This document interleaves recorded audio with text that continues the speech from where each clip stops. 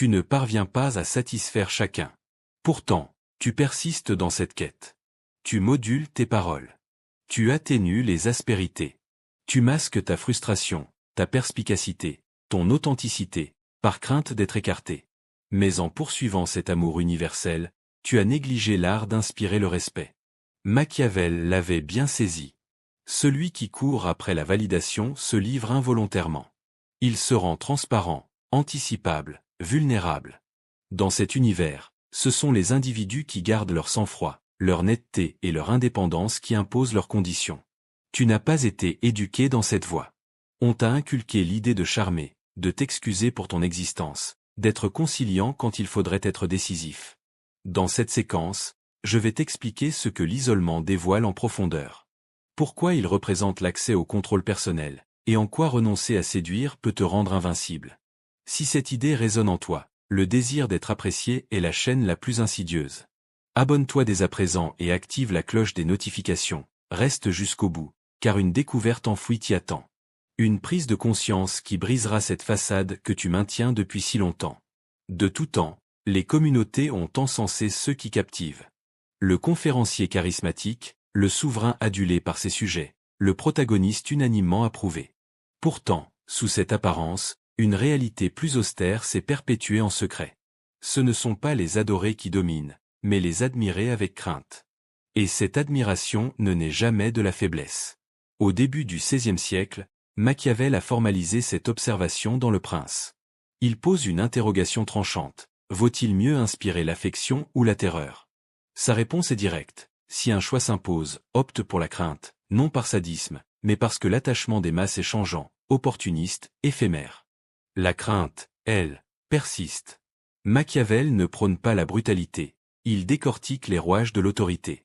Il démontre que ceux qui visent à charmer se rendent dépendants, tandis que ceux qui osent l'isolement, la vigilance et la mesure deviennent redoutables. À notre ère, submergé par les likes et les approbations numériques, ce principe semble étouffé, pourtant il est crucial comme jamais. Notre temps produit des personnalités affables mais instables, oubliant que la puissance authentique réside dans une maîtrise solitaire. Tu imagines sans doute que l'isolement équivaut à une faille, à l'exclusion, au néant, à la périphérie. Or, la réalité est que ceux qui l'embrassent sans se désintégrer atteignent une forteresse mentale imprenable. À présent, je vais te révéler ce que dissimule vraiment cette soif de plaire. Et pourquoi la rejeter ouvre la porte à une liberté supérieure. Le premier obstacle à surmonter est cette fixation cachée sur l'assentiment. Elle infiltre tes décisions, tes expressions, ta tenue, jusqu'à tes silences. Sans en avoir conscience, tu évolues sous le jugement implicite d'une cour collective. Chaque action est tamisée par cette interrogation sournoise. Comment cela sera-t-il interprété? Ce mécanisme n'est pas logique, il est gravé en toi depuis l'enfance.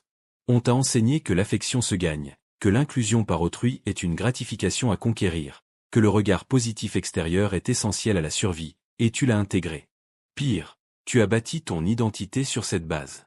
Tu t'es fait sympathique, flexible, effacé. Tu as maîtrisé l'art de te fondre sans perturber, de rayonner modérément pour récolter des éloges. Mais au cœur de cela, tu t'es égaré.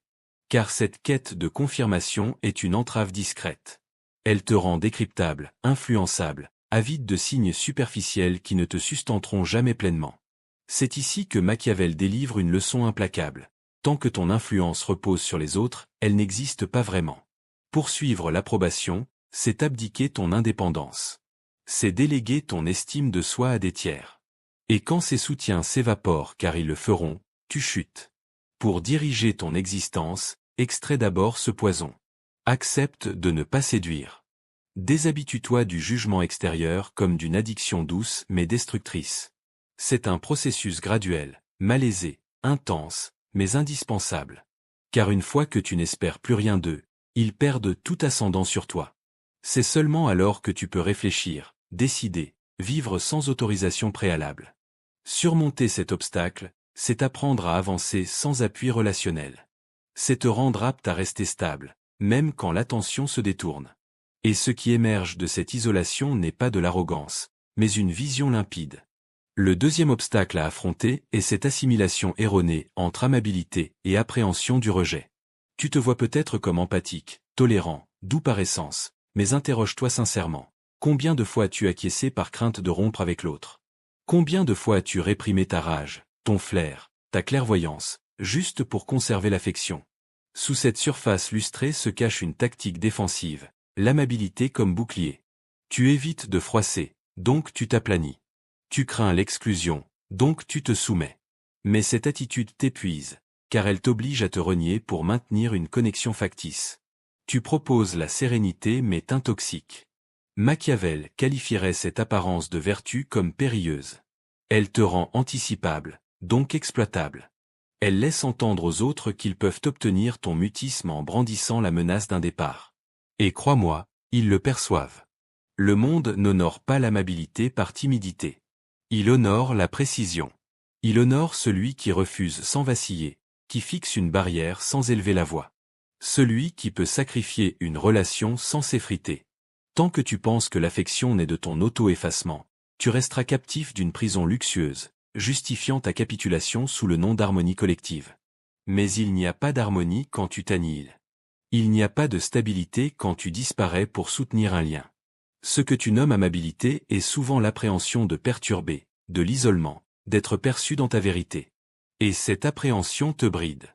Elle t'empêche de décider fermement, de reculer, de t'affirmer. Elle t'enferme dans un personnage aimable, apaisant, serviable, mais vide. Pour gagner ta liberté? Démasque d'abord ta propre mansuétude et pose-toi cette question. Si la perte des autres ne t'effrayait plus, serais-tu encore si accommodant? Le troisième obstacle à rejeter est cette propension à esquiver la confrontation, même quand ta conviction étouffe au fond de toi. Tu estimes que contourner l'opposition te sauvegarde, que rester serein, discret, retiré préserve l'équilibre. Mais en fait, tu creuses un creux intérieur. Chaque fois que tu omets d'exprimer ton avis, tu t'éloignes de ton essence. Chaque fois que tu tolères l'inéquité pour apaiser, tu deviens complice de ta propre résignation. La confrontation n'est pas un adversaire, c'est un reflet. Elle expose ce que tu défends ardemment, ce que tu refuses d'abandonner. Et si tu l'évites coûte que coûte, c'est souvent par peur de ce que tu risquerais en t'affirmant, l'attachement, l'estime, la quiétude. Mais Machiavel savait que l'ordre authentique ne naît pas de la complaisance. Il émerge d'une gestion maîtrisée des tensions. De cette aptitude à énoncer une réalité dérangeante sans fléchir. Tant que tu fuis le dissentiment, tu imposes une diplomatie interne perpétuelle. Tu soupèses chaque terme, contiens chaque impulsion, camoufles chaque idée, t'autocensures, et tu confonds cela avec la prudence. Mais ce n'est que de l'angoisse masquée. Ce n'est pas la sérénité que tu édifies, c'est un champ piégé où tu ne peux plus circuler librement. Pour recouvrer ta vigueur, autorise d'abord le dissentiment. Affronte-le sans hostilité mais sans esquive.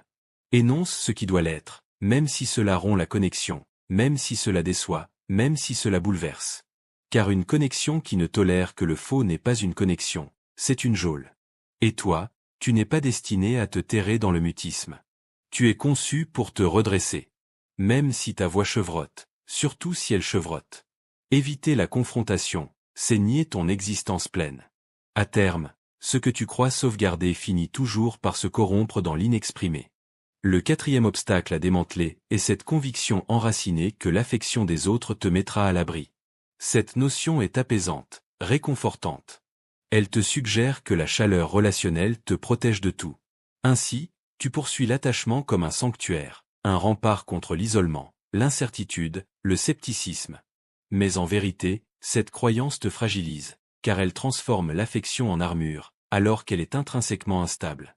L'attachement humain est variable, motivé par l'intérêt, conditionnel. Même les plus proches peuvent pivoter, s'éloigner, se fatiguer. Machiavel n'idéalisa pas la nature humaine.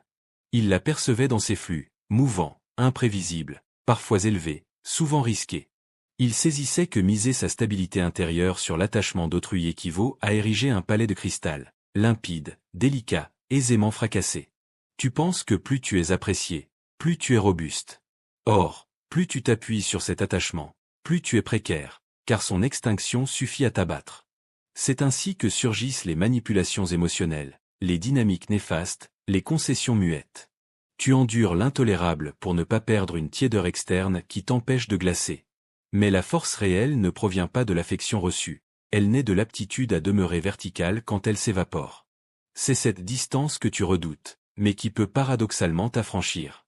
Ce n'est pas devenir insensible, c'est devenir complet, détaché, capable d'accueillir l'attachement sans en faire une béquille.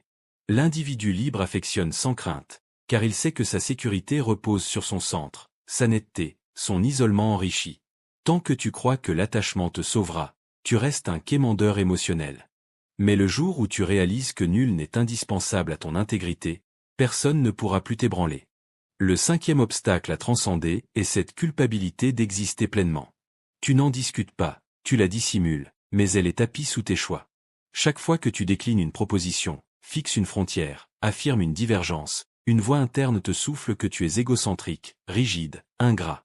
On t'a inculqué de te minimiser, de ne pas importuner, de ne pas occuper trop d'espace, de discourir, d'éclater, de privilégier le compromis même s'il te consume. Ainsi, tu portes cette culpabilité comme une obligation cachée, l'obligation d'être toi. Et plus tu progresses, plus tu t'exténues à compenser cette existence que tu juges trop pesante pour autrui. Mais Machiavel t'aurait déclaré, la culpabilité est une invention sociétale, un levier de domination, une bride subtile autour du cou de ceux qui pourraient s'émanciper. Car un être affranchi ne se sent pas fautif d'exister, il se sent accountable. Ce n'est pas identique. Le fautif ploie, quémande l'absolution. Il cherche à se faire excuser pour son intensité propre. Mais l'accountable se dresse. Il endosse son essence sans regret et n'hésite pas à perturber. Pour t'affranchir, affronte d'abord cette culpabilité qui t'habite. D'où émerge-t-elle? Qui te l'a léguée?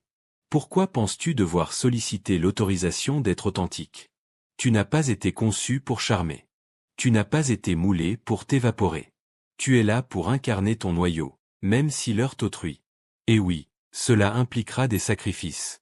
Tu perdras des attentions, des attaches, des aisances. Mais ce que tu acquerras en échange est inestimable. Ton autorité personnelle, indépendante de quiconque. Le monde n'exige pas ton obéissance émotionnelle. Il requiert ta netteté. Et cette netteté débute par un acte basique mais fondamental, cesser de te sentir fautif d'être complet. As-tu déjà perçu cette culpabilité sournoise en refusant simplement, en énonçant ta réalité? Qu'a-t-elle exigé de toi? Le 6e obstacle à extirper est ce désir de reconnaissance qui oriente tes actions. Tu crois progresser librement, mais en fait, tu attends une confirmation. Tu désires être remarqué, admiré, qualifié de valeureux, astucieux, résistant. Chaque accomplissement, chaque déclaration, chaque attitude vise un feedback externe. Et ce n'est pas toujours conscient, c'est nuancé. Tu partages une idée non parce qu'elle est juste, mais parce qu'elle séduira.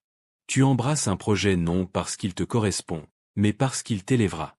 Tu t'impliques dans des relations non par conviction profonde, mais parce qu'elles polissent ton image, et tu nommes cela ambition. Tu nommes cela succès. Mais c'est une addiction. Car celui qui agit pour être perçu devient captif du regard. Et Machiavel, qui composait dans l'ombre, savait que les choix les plus impactants sont souvent invisibles. Il savait que l'autorité réelle ne vise pas l'éclat, mais la pérennité. Tant que tu chasses la reconnaissance, tu es manipulable, on t'achète en te l'offrant, on t'adoucit en t'applaudissant. Tu deviens anticipable, déchiffrable, donc dominable. Pour t'émanciper de cet obstacle, agis sans observateur, crée sans public. Prends une décision ardue sans en informer quiconque. Observe ce qui surgit, l'anxiété du creux, l'impulsion de narrer, le besoin d'être vu. Là, tu constateras que tu n'es pas encore affranchi. Mais tu peux le devenir en te détachant progressivement, avec détachement, de cette attente de reconnaissance, en valorisant ce qui est équitable, même sans ovation. C'est ainsi que se forge ton centre intérieur, celui qui te rend inaltérable, car il ne quête plus l'écho du monde. Il progresse en silence et trace une voie que nul ne peut ôter, car nul ne l'aura entérinée pour toi. Le 7e obstacle à métamorphoser est cette esquive perpétuelle de l'isolement. Tu affirmes l'apprécier, en avoir besoin sporadiquement, mais en réalité, tu le fuis. Tu le combles dès qu'il s'installe, musique, dialogue, défilement d'images, quête de son, de reflets, de toucher. Car l'isolement nu met en lumière tes faiblesses, confronte à un vide incontrôlable, à un silence honnête. Et ce silence révèle ta propre essence. Machiavel n'a jamais présenté l'isolement comme une sanction. Il le concevait comme un atelier, un espace où se façonne la réflexion, la tactique, l'autonomie. L'isolement est le reflet le plus impitoyable, mais aussi le plus édifiant. Il t'oblige à affronter ce que tu éludes dans les relations, tes incohérences, tes fragilités, tes déguisements. Il ne te cajole pas, ne te divertit pas, il te transforme, et c'est sa valeur. Tant que tu le fuis, tu restes asservi. Tu restes en quête de compagnie, de confirmation, de rumeurs rassurants. Mais le jour où tu apprends à t'asseoir seul, véritablement seul, un shift s'opère.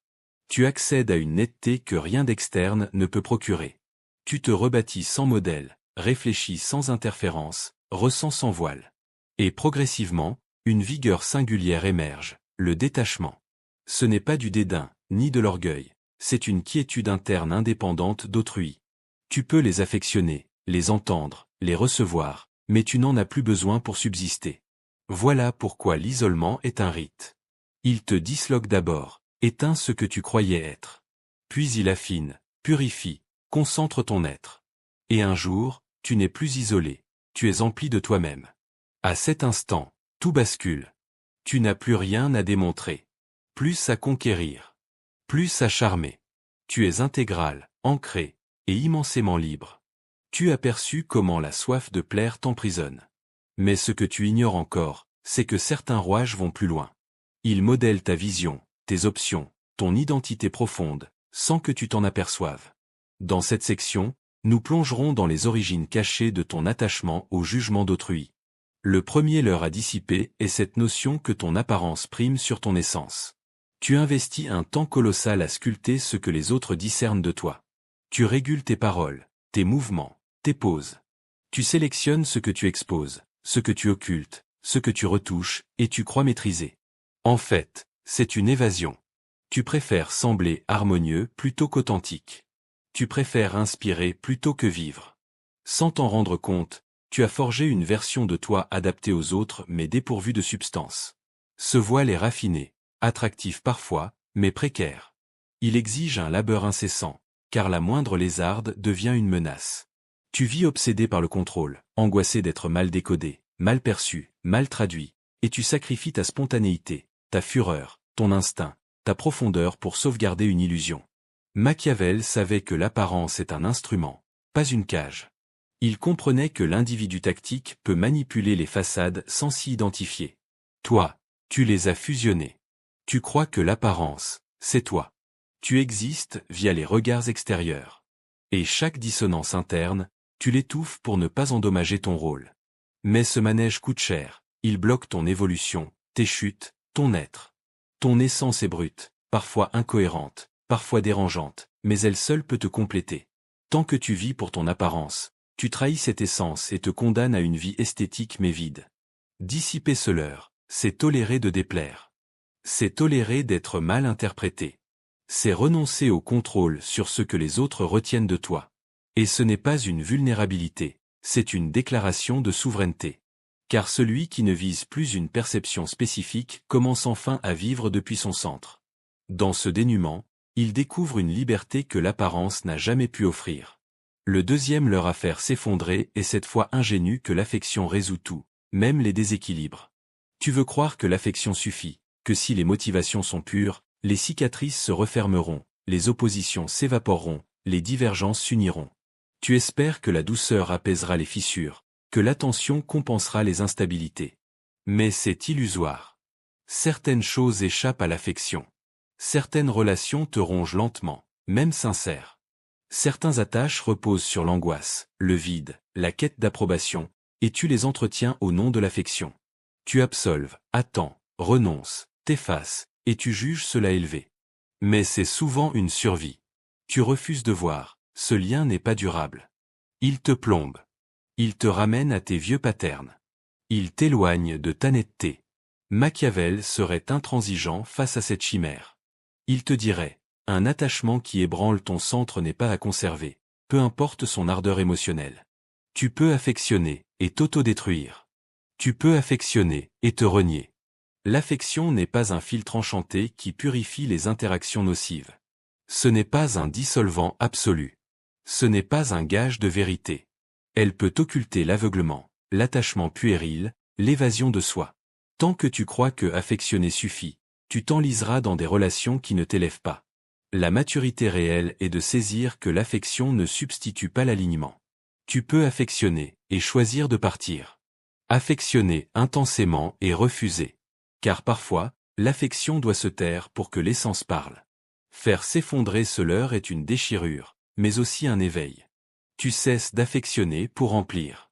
Tu commences à affectionner avec discernement, et surtout tu admets que l'affection n'a de sens que dans un cadre lucide, pas dans un terrain dévasté orné de mirages.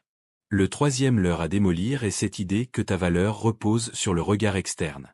Tu affirmes savoir qui tu es, mais au fond, tu cherches encore la preuve dans les yeux d'autrui. Tu attends qu'on te légitime, qu'on te complimente, qu'on te distingue pour te sentir valable. Tu laisses les ovations définir ta robustesse et les reproches briser ta assurance. Tu opères en mode reflet. Si l'autre te renvoie du positif, tu te sens épanoui. S'il projette du doute ou de l'indifférence, tu t'écroules. C'est une captivité subtile, car même dans le triomphe, tu ne savoures rien. Tu vérifies si c'est vu, reconnu, apprécié. Sans le savoir, tu confies ton identité à ceux qui te scrutent ou t'ignorent. Machiavel n'aurait pas de clémence pour cette assuétude. Pour lui, l'individu affranchi est celui dont la valeur ne se marchande pas. Elle ne varie pas avec les retours. Elle est interne, austère, solide comme un roc. Ce n'est pas de la vanité, c'est de la netteté.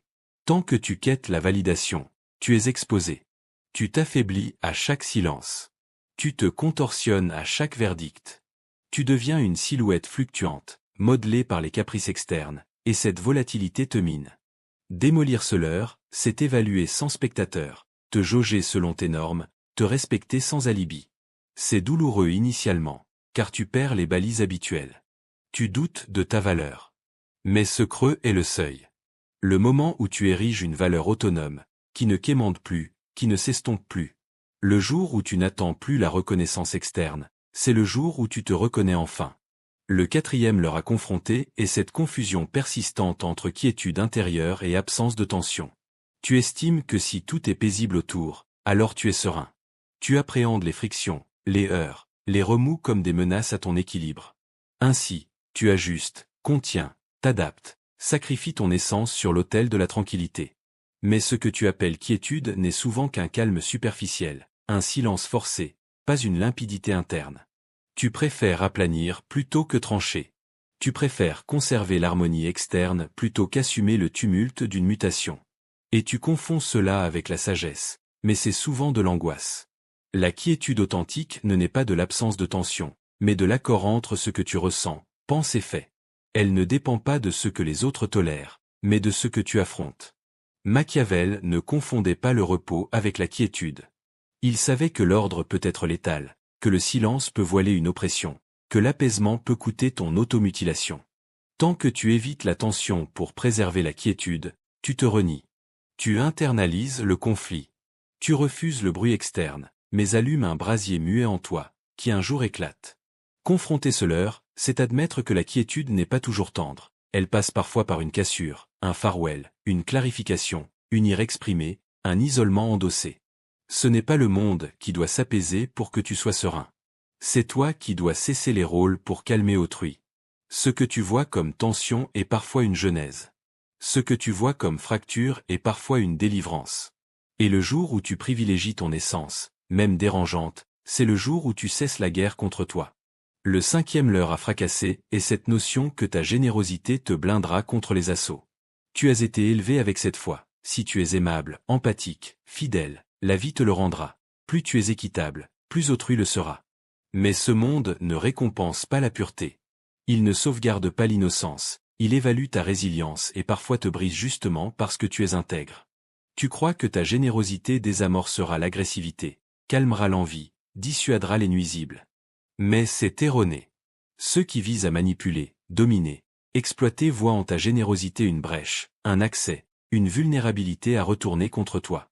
Ils s'y insinuent, sentant que tu n'oseras pas riposter, préférant souffrir en silence plutôt que d'apparaître sévère ou inéquitable. Et tu te retrouves piégé, ayant parié sur une équité inexistante. Machiavel l'avait compris. Il composait pour ce dépourvu d'illusions naïves. Il savait que la générosité, pour être vraie, doit être vigilante. Elle doit pouvoir se rétracter, se raidir, refuser, s'éclipser quand elle devient piège. Fracasser ce leurre n'est pas devenir impitoyable, c'est devenir discerning. Ne modifie pas ton cœur, mais ta tactique. Offre ta lumière où elle est appréciée. Fixe des frontières où elle est altérée. Et ne crois jamais que ta douceur te rend inviolable. Elle te rend noble, peut-être, mais pas invincible. Tu ne dois pas attendre que le monde saisisse ta générosité. Tu dois apprendre à la défendre. Et parfois, cela implique de devenir distant, juste assez pour survivre.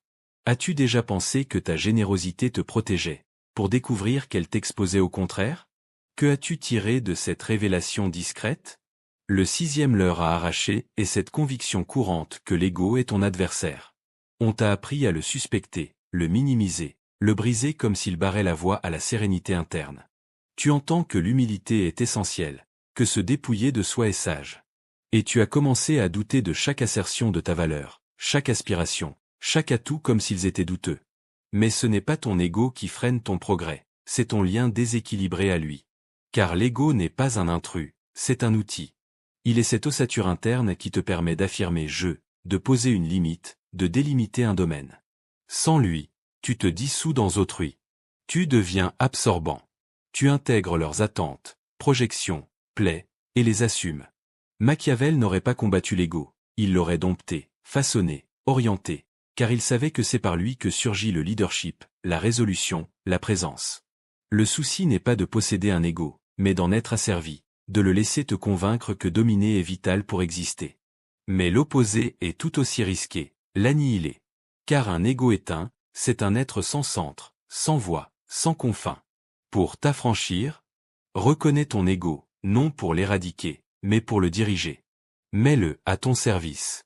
Utilise-le pour t'affirmer sans suffisance, agir sans excuse, tracer ta route sans regret. Le pouvoir interne authentique ne naît pas d'un moi effacé, mais d'un moi vigilant. Un moi qui sait quand s'exprimer ou se taire, plier ou résister, émerger ou s'évanouir. Tant que tu vois l'ego comme un fléau, tu mènes un combat interne futile. Mais le jour où tu en fais un partenaire, tu cesses de te renier au nom d'une humilité factice. Le 7e leurre à transcender est cette perception que l'indifférence est une forme de rigidité. Tu l'as souvent vue comme une fermeture, un recul affectif, une brisure dans les attaches humaines. Pourtant, c'est souvent dans l'indifférence que débute la maîtrise de soi. Précision, je ne parle pas de mépris ni de retrait sarcastique.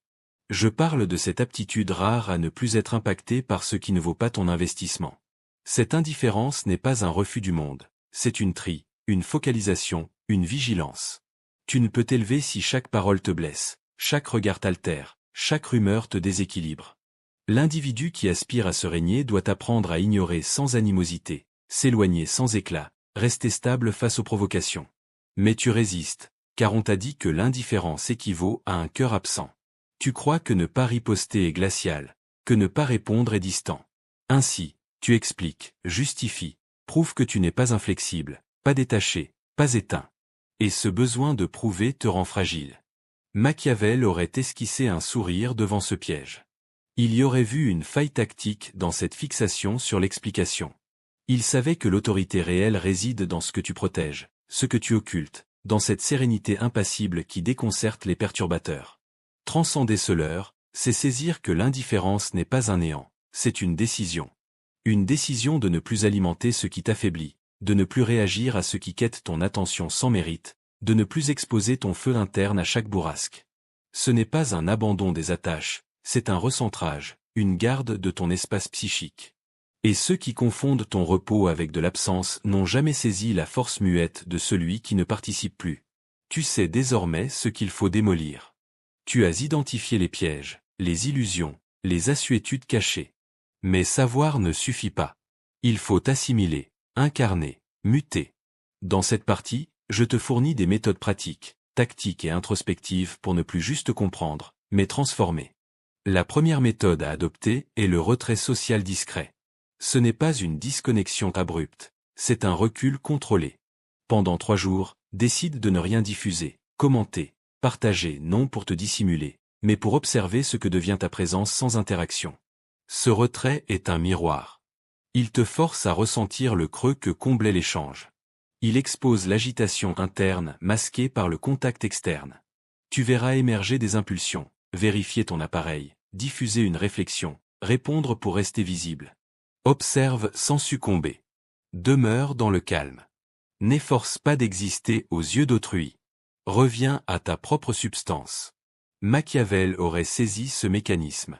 Il savait que l'individu résistant est celui qui se retire sans s'écrouler, qui n'agite pas pour être perçu. Ce retrait n'est pas une sanction, c'est une épuration. Il te rend impénétrable, restaure ton énigme. Il sectionne les liens à des confirmations incessantes et t'enseigne une vérité clé. Tu existes même invisible. Mieux, parfois, c'est là que tu existes le plus. Là où l'effort cesse, la stratégie s'efface, reste ta présence fraîche, muette et plénière. Si ce retrait t'effraie, c'est que tu en as besoin. Tu ne peux édifier une autorité interne si tu es constamment connecté à la perception externe. Répéter, ce retrait social devient un acte de maîtrise, une façon d'affirmer au monde « Je ne suis pas là pour être vu, je suis là pour être, et mon être n'a pas besoin de visibilité pour valoir ». La deuxième méthode à expérimenter est la riposte retardée à la critique. Tu as peut-être noté ton réflexe instantané, face au jugement, à la contradiction, à la pique, tu veux corriger, éclaircir, légitimer. Tu veux qu'on saisisse ton but, ton fond, ton essence. Dans ce désir, tu révèles quelque chose. Tu laisses autrui dicter le tempo. Tu entres dans son rythme. Tu offres ton énergie pour ajuster une vision souvent immuable. Machiavel te conseillerait autrement. Attends, laisse la vague passer, observe sans l'absorber, et surtout apprends à ne pas réagir immédiatement. Car dans ce délai, un phénomène rare survient. Tu recouvres ton centre, questionnes si cette critique mérite ton investissement. Tu examines si elle te touche par vérité ou par atteinte à ton image. Et tu découvres que la plupart des assauts sont vides. Ils visent ta surface, pas ton fond. Ils quêtent une réaction, pas une essence. Ainsi, tu te tais, diffères, et parfois omets de répondre non par fragilité, mais par élévation, car tu as vu clair. Cette méthode n'est pas aisée. Elle requiert une maîtrise interne, une pause, un calme impassible, mais elle t'enseigne à reprendre les rênes. Tu n'es plus une bête blessée qui réagit, tu deviens un tacticien muet qui choisit d'agir. Tu n'as pas à te défendre constamment, pas à légitimer, pas à t'épuiser en rectifiant tous les récits. Juste à décider, cette parole mérite-t-elle mon espace interne? Sinon, le silence devient ton rempart, une réponse plus puissante que 1000 plaidoiries. La troisième méthode à intégrer est d'écrire ton essence sans filtre chaque matin. Pas pour être lu, pas pour diffuser, juste pour toi. Prends un support et débute ta journée en notant ce que tu penses vraiment, ressens vraiment, voudrais exprimer mais retiens. C'est un geste simple en surface, mais profondément transformateur, car tes réflexions sont souvent filtrées, compressées, altérées pour convenir au monde. Tu ne t'autorises plus à ressentir librement, à nommer ce qui consume, à énoncer ce qui perturbe. Tu t'es adapté, devenu convenable socialement, acceptable émotionnellement, et perdu l'habitude d'être cru. Machiavel composait sans mirage, posant les faits tels quels, non tels qu'ils devraient. Cette méthode est un retour à ton cœur. Chaque matin, tu explores ton tréfonds avant contamination externe. Écris sans autocorrection, sans embellissement. Note ta rage, ton lassitude, ta perplexité, tes envies, tes rancœurs, tout. Car c'est ta matière brute. Ce que tu occultes est souvent à transmuter. Tant que tu n'illumines pas ce qui t'habite, tu restes spectateur de ton existence. Cette écriture n'est pas un diary, c'est un entraînement à l'essence interne. Elle te permet de te relire détaché, de repérer les cycles récurrents, les fixations qui t'enchaînent, les appels intérieurs. Au fil du temps, tu parles autrement, agis autrement, car tu as passé assez de temps avec toi pour ne plus feindre. Cette méthode ne te rend pas plus efficace, elle te rend plus authentique. Dans un monde qui t'incite à t'oublier quotidiennement, noter ton essence devient une rébellion, une affirmation. Je sais encore ce que je pense, et je n'ai plus peur de me lire. La quatrième méthode à pratiquer est refuser une proposition sans alibi. Pas parce que tu es pris, pas avec une excuse plausible, juste parce que tu n'en as pas envie. C'est là que surgit le vrai malaise. Tout en toi voudra expliquer, s'excuser, adoucir, rendre le refus palatable. Tu seras tenté de mentir courtoisement, d'inventer un obstacle, de légitimer ton absence. Mais résiste, dis non et arrête-toi. Observe ce que cela déclenche en toi, l'appréhension d'être mal jugé, incompris, critiqué. Tu découvriras combien ton désir de charmer est ancré dans des actes basiques. Refuser sans justification, c'est poser une limite brute, une démarcation nette. Et tu verras que cette phrase concise « je ne viendrai pas » sans ajout, agit comme une secousse. Elle te confronte à ton droit de choisir. Elle questionne l'idée que tu dois toujours être disponible, affable, conciliant. Machiavel ne s'excusait pas de ses choix. Il en évaluait les impacts. Il comprenait que chaque justification ouvre à la discussion, à la remise en cause. Toi aussi, apprends à te dresser dans un refus. Pas avec agressivité, ni rigidité, juste avec assurance. Cette pratique révèle où commence ta souveraineté dans les quotidiens. Ce repas que tu refuses, ce projet qui ne t'attire pas, cette sollicitation qui ne résonne pas. Refuse sans te contorsionner pour amortir. C'est une purification, une reconquête de terrain. Tu cesses de façonner ta vie selon les attentes. Et plus tu répètes, plus tu t'allèges. Moins tu trahis ton instinct, moins tu expliques, plus tu existes, brut, ancré, sans dette, sans légitimation. Le vrai pouvoir est de refuser sans besoin de regret. La 5e méthode à ritualiser est poser un geste visible qui déplaît délibérément. Pas pour provoquer, ni blesser, mais pour briser ce mécanisme qui te pousse à vouloir être approuvé partout.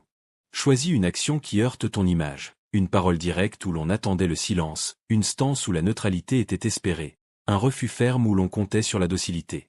Et observe les réactions, les frictions, les pauses, les regards, et surtout, ce que cela éveille en toi. Tu verras surgir l'angoisse d'être mal perçu, de décevoir, d'endommager le lien. Mais c'est exactement là que réside ta geôle. Tu crains tant de déplaire que tu t'évapores dans le consensus. Tu deviens translucide, apprécié peut-être, mais creux. Machiavel y verrait une épuration tactique, un test de la robustesse des attaches, de la solidité de ta position, de la consistance de ton être. Car ce qui ne tolère pas ton essence n'est pas un attachement, c'est une dépendance. Ce que tu perds en sympathie, tu le gagnes en intégrité. Ce que tu froisses en surface, tu le remplaces par une profondeur tangible. Poser un geste déplaisant, c'est lacérer le costume sociétal. C'est quitter le rôle. C'est revivre. Et c'est seulement ainsi que tu sais qui tu es sans acclamation. Commence modeste, énonce ton avis réel en discussion, ne ris pas à une plaisanterie fade, adopte une position impopulaire mais claire. Laisse ce geste respirer. Ne le légitime pas. Ne le camoufle pas. Regarde ce qui persiste autour une fois que tu as cessé de charmer. Ce qui persiste est l'authentique. La 6e méthode à fortifier est méditer en espace public sans diversion externe. Pas avec des casques, pas dans un recoin discret, pas en te coupant, mais assis, yeux ouverts ou clos, présent où les gens passent, te voient, te jugent peut-être. C'est là que débute l'exercice. Tu n'es plus abrité par la solitude. Tu es exposé. Tu senses leur proximité, leur coup d'œil, leurs interprétations muettes. Et chaque fibre veut remuer, se redresser, scanner, vérifier si tu importunes, si tu détonnes. Mais reste immobile. Respire, observe ce que cette exposition suscite. C'est un essai rude de ton centre interne. Machiavel y verrait un entraînement à la vigilance tactique, exister pleinement sans rôle, sans preuve, sans démonstration, juste calme, focalisé, stable dans l'agitation. Ce n'est pas spirituel, c'est de la solidité. Tu t'exposes volontairement au malaise social pour rompre la dépendance à l'assentiment. Tu refuses les attentes tacites. Tu deviens une anomalie paisible, une présence qui ne vise ni à captiver ni à rassurer. Et plus tu pratiques, plus tu t'allèges. Tu réalises que les regards fugaces ne persistent pas, que les jugements ne t'atteignent que si tu y adhères. Tu n'as pas besoin de t'effacer pour être accepté. Pas besoin d'agiter pour être honoré. Juste rester droit, imperturbable, intact. Méditer en public, c'est forger un îlot de netteté dans le tumulte. C'est affirmer sans mots ni gestes, je n'ai plus peur d'être vu sans voile. Et ce que tu bâtis dans cette fixité te suit partout. La 7e méthode à incarner est ne rien clarifier, observer, résister, persister. C'est l'une des plus impactantes et malaisées. Car tout voudra que tu parles, justifie, éclaircisse tes visées, apaise les confusions, corrige les projections. Mais tu t'abstiendras délibérément. Tu laisseras autrui penser ce qu'il pense. Tu toléreras l'incompréhension. Tu laisseras le creux s'établir et resteras là, immobile. Cette posture n'est pas inertie, elle est maîtrise. Elle signifie « je n'ai rien à démontrer. Je sais mes actes. Je n'ai pas besoin de ta compréhension pour subsister ». C'est une simplification radicale, un acte muet de vigueur interne. Machiavel l'aurait salué, car il savait que la parole peut fuir, qu'expliquer excessivement affaibli rend anticipable. L'explication est parfois un piège. Elle révèle un doute sur ton droit d'être, et autrui le flaire. Ainsi, tu seras mal décodé, jugé, projeté d'absurdités injustes, douloureuses, mais tu ne riposteras pas non par dédain, par maîtrise, car ton silence porte plus de vérité que leurs illusions. Tu observeras les dynamiques, les rumeurs, les contractions, les discours, et resteras droit, ancré, focalisé. Ainsi, tu reconquéras ce que tu avais cédé, ton domaine interne. Ne pas clarifier, c'est refuser la représentation perpétuelle. C'est ne plus corriger l'image qu'on a de toi. C'est autoriser l'incompréhension. Paradoxalement, c'est là que tu deviens mémorable. Car celui qui ne se défend pas pose une énigme. Et cette énigme engendre le respect. Si tu veux que ta présence impose, apprends à retenir ce que les autres veulent extorquer. Ce que tu gardes devient ta substance. Ce que tu tais devient ta tactique muette, et ce mutisme devient ton empreinte. On t'a formaté pour charmer, sculpté pour t'ajuster, conditionné pour esquiver les remous, lisser les arêtes, quêter l'assentiment avant même de tracer une frontière. Et en cherchant l'affection, tu t'es distancé de ton essence. Tu as appris à sourire quand tu désirais te taire, à te taire quand tu désirais clamer. Tu es devenu transparent, affable, tolérable mais pas affranchi. Ce que tu as exploré dans cette séquence n'est pas des astuces, ce sont des ruptures, des reprogrammations, des brèches dans l'armure collective qu'on t'a imposée. Et à présent, tu le discernes, le coût de la liberté interne est le renoncement au désir de plaire. C'est admettre que certains ne t'apprécieront jamais, te repousseront, te dénigreront, te fuiront et que cela importe peu. Car la sérénité réelle ne naît pas du regard externe, elle naît de l'indépendance vis-à-vis de lui. Machiavel ne t'a pas incité à la cruauté. Il t'a juste révélé que la tendresse sans tactique mène à l'effacement. Il t'a tendu un reflet austère, celui de ta fragilité émotionnelle. Dans ce reflet, tu as identifié ce qu'il faut lâcher, ta dépendance à l'apparence, ta quête de reconnaissance, ton obsession de l'harmonie superficielle. La question est directe. Qu'entreprendras-tu avec cette connaissance?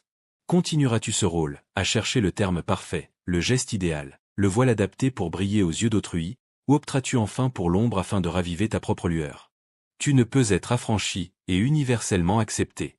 Pas authentique et adulé. Pas complet et commode pour tous. Il faut trancher. Et chaque jour, chaque parole, chaque pause est un suffrage. Sois distant, sois net, sois indépendant. Non pour rejeter l'univers, mais pour ne plus t'y fondre. Car c'est seulement quand l'acceptation cesse d'être vitale que ta présence commence à imposer. Et si ce discours t'a interpellé, rejoins ceux qui consomment ce contenu non par caprice, mais par urgence. Abonne-toi et active la cloche de notification, laisse un commentaire et surtout partage cette vidéo avec qui reste captif de l'apparence.